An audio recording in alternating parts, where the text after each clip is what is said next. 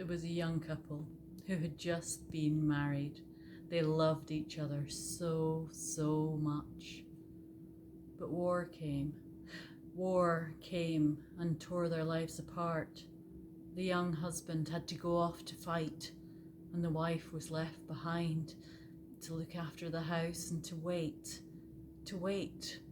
They were sure the war would only last a few weeks, surely only a few weeks.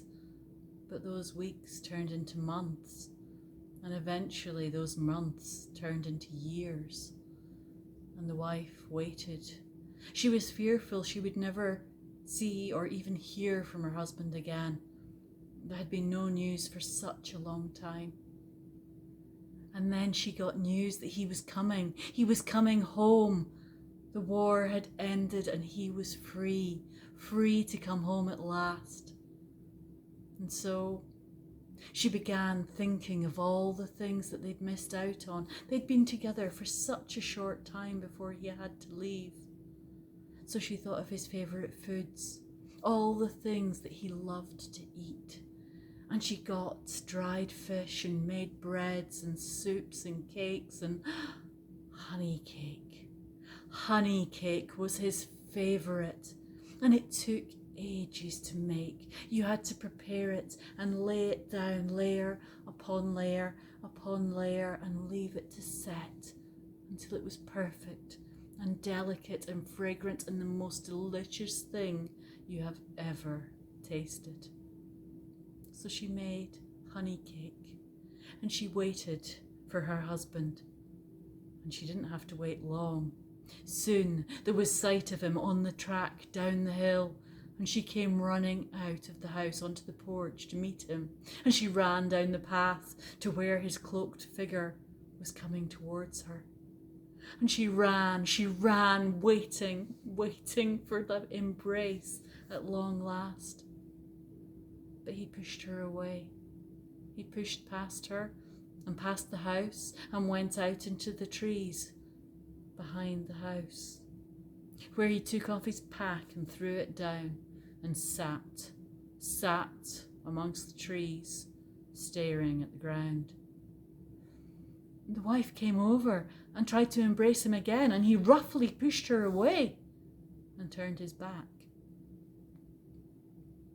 So she went into the house and she got out all the food that she prepared, all this amazing feast that she wanted to share with her husband, and she took it out and she sat in the woods next to him and placed it in front of him. And still he did not turn and talk to her. He did not even acknowledge that she was there, not a single word of acknowledgement, nothing. And she didn't know what to do. She didn't know how to react, how to respond. So she sat there. She just sat silently next to him until it got dark and it was cold, and he lay down on the ground and wrapped his cloak around him and fell asleep. And after a while she decided she needed to go back into the house, to go to bed, to keep warm, and she did. She went back in and lay there for a long time before she fell asleep. The next morning she got up and she took fresh oatmeal out to him and sat there, hoping that he would say something, anything. But he sat, and he had a little pan that he boiled water to make tea, but he did not talk to her. He did not even look at her. And she didn't know what to do. So she sat there until the late afternoon, when she realised that this was going to take forever, and she was beginning to lose hope. So she thought she would go down to the village and consult the wise woman. So she did. She went down to the village and she explained to the wise woman, "My husband has come home from the war, and yet he has not come home from the war. He is not with me. I do not know who this person is anymore, and I do not know how to reach him." The wise woman nodded and listened, and she said, "I can make you a potion that will bring your husband back to you, that will allow you to connect once more. And the young woman was filled with joy and hope in her heart. And the wise woman began collecting herbs off of her shelves and putting them into a pot to make a potion. And the young woman watched. As each one went in, she was filled with more and more hope, until the wise woman brought down a jar from the shelf and looked inside. But it was empty. She put the jar down. "I cannot make this potion for you," she said. "Why?" said the young woman. "What do you need?" "The essential ingredient for this potion is the hair from the chin of a sun bear, and I have none left.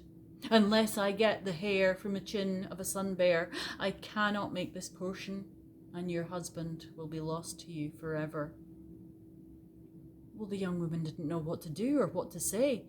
The sun bears lived way off in the mountains, miles away, and they were quiet and secretive, elusive, and dangerous.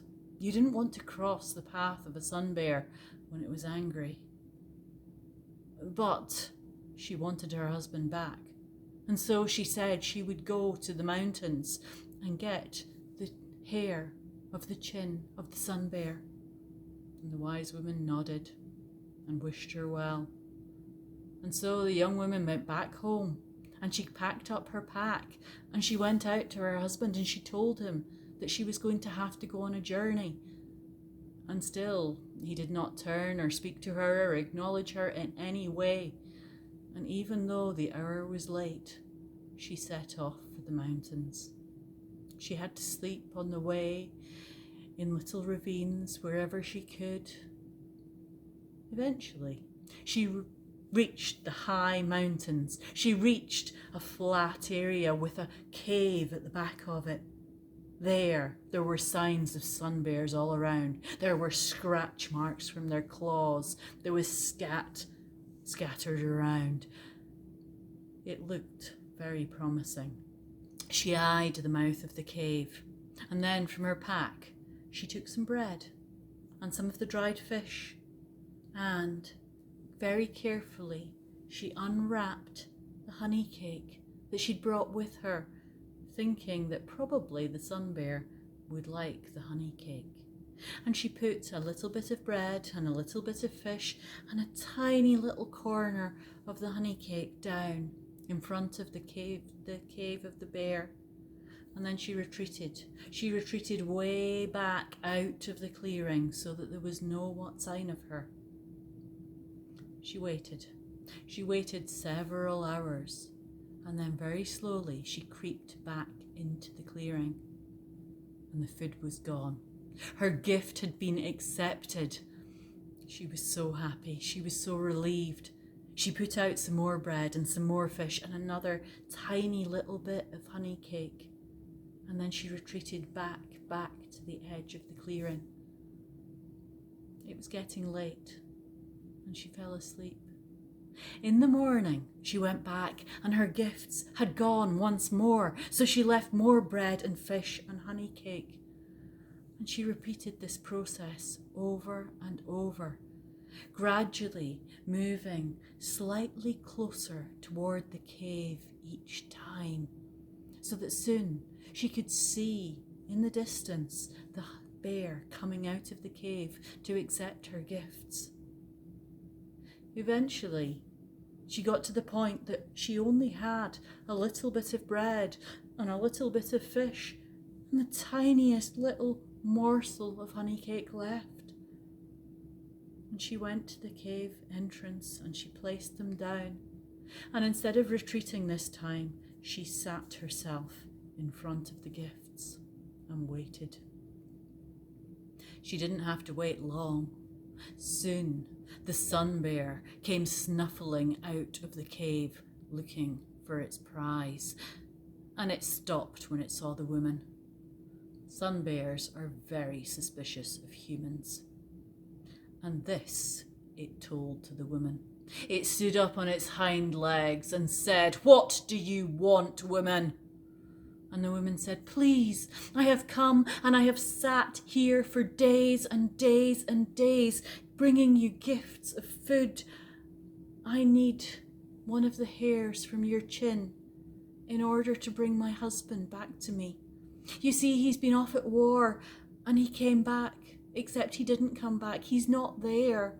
And I need to get him back, and I need a hair from your chin to put into the potion that will bring him back to me." Said the bear. Love. Love. Love is the only thing that I would agree to give you one of my hairs for. I do not trust people, and I do not want you here.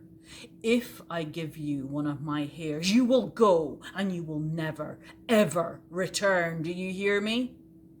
"Yes," said the woman, "of course." And the bear put forward its chin, and she reached up and plucked one hair from the chin.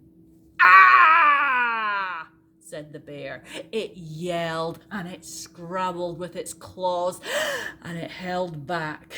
But it said, "You cause me pain. Humans always cause me pain. Now go. I never want to see you again."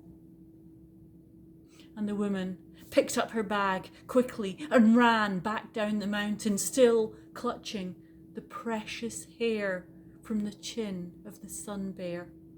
And she kept running. She ran all the way, even though she was exhausted. She got all the way back to her village and went to the house of the wise woman, and she went in and she handed her the hair.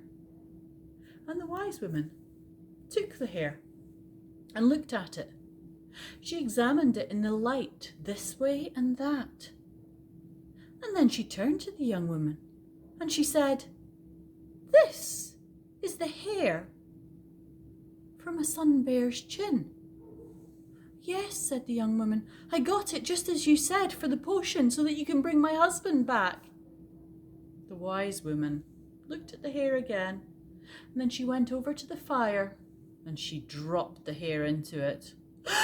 "No!" screamed the young woman. "What are you doing? I need that for my husband." The wise woman turned and said, "Tell me, how did you get the hair from the chin of a sun bear?"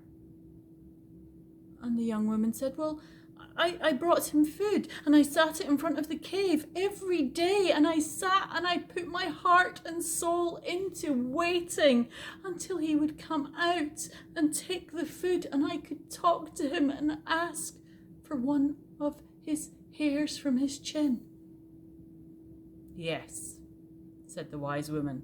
"Now go home and sit with your husband and wait and see what happens. Use what you have learned with the sun bear in your relationship with your husband." And so the young woman picked up her pack and she went home, and she went out to the woods and she sat with her husband. And it took many days, many weeks, but eventually she got her husband back.